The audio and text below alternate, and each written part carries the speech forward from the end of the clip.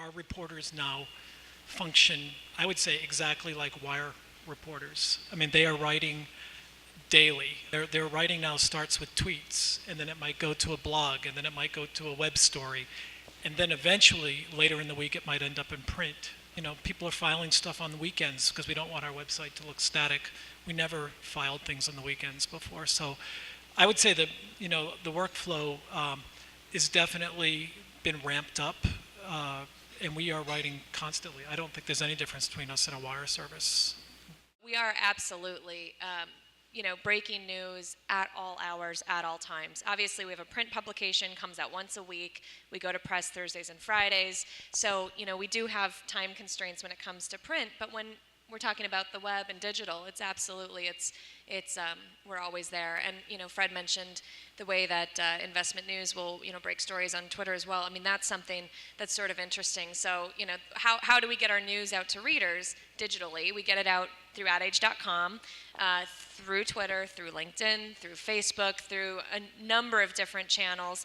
Maybe there's a piece of news that breaks really quickly and we'll tweet it out before we even have the story up because we know speed matters, time matters, and so, we're committed to getting stuff out quickly. In the past 14 months, we've expanded the number of offerings, especially through specialized emails. Probably most people think about Crain's now, not necessarily the newspaper, although there's 65,000 people who get that every week, but the 100,000 plus people who get our 4 o'clock daily alert.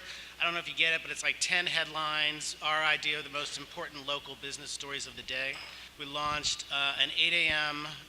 Morning 10, a roundup of the top headlines, top stories in the morning to get you started in the day. We just launched in January a Digital New York email that covers technology in that local Crain's format. Fridays now we put out an email called Rebuilding New York, which is based on just the aftermath of Hurricane Sandy. As people rebuild their homes, their businesses, their neighborhoods. It's a community story, but it's also a business story. We put out a real estate alert at 2 o'clock. So on some days, we're producing 4 separate editorial products, 4 separate opportunities for news. And then the Twitter sphere on top of that. For Ad Age, we like to break the news. So, having a story first, being out there ahead of others is really important. That doesn't mean that we're not going to cover a story that someone else broke, if it's a really important key issue in our industry. The influence of data and this notion of big data in marketing is really, really important. It's convergence of marketing and technology and how the relationship between these departments within organizations have changed, what that means. CMOs and CTOs or CIOs who, are working together in really innovative ways to talk about what they're getting done together, how they're doing it. So that's another big theme. All the digital transformation of the business is incredible. Social media has been huge for the last 5 or 6 years. How social media has opened up new distribution opportunities for marketers and CMO ascendancy, and how can CMOs become more important in their organization. So Investment News is written for financial advisors. That's our audience. So we're very interested in investments. We cover the mutual fund industry. We cover alternative investments, stocks, bonds, insurance. We also do a lot of trust and estate planning, how the financial advice business is regulated, writing about whether clients, are dealing with advisors who are fiduciaries, which means they have to look out for the client's best interest, or whether the advisor is not a fiduciary, which means they just have to sell them products that are suitable for them. The shift from accumulating retirement assets to now actually spending them. The best digital next bloggers we have are these people who are, experts in a certain sector of the digital space.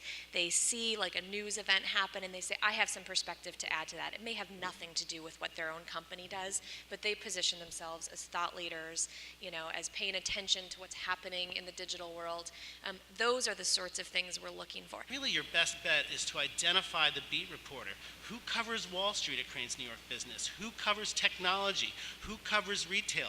You start by hitting the website and looking for those stories and finding the byline, getting to know about that person, and then hitting them, emailing them, phoning them. And if, trying to use me or another senior editor is, to me, is just not a wise strategy at Crain's New York. You have to get the reporter behind the idea. I need a reporter coming to me saying, I want to do this story. When you are reaching out to the reporters, I mean, I think one of the things that gets overlooked is the relationship aspect, and developing a relationship, and that's a two-way street. It's sharing information that may be a story, but it's sharing information that may not be the story you're trying to pitch, but would also be useful to the reporter. So developing that kind of trusting relationship and that where you can trade that information is really important. Retweet reporter stories. Tweet back at them, great story, this is really important issue. Maybe they did a great story about an issue, and you're saying, you just send them a direct email and say, that's a great story. Here's another issue I think you guys, that I think is really important, and add a little bit of context there, or something that that will be valuable to them for another story down the line. And then, by the way, once you do that a few times, I bet they'll have coffee with you.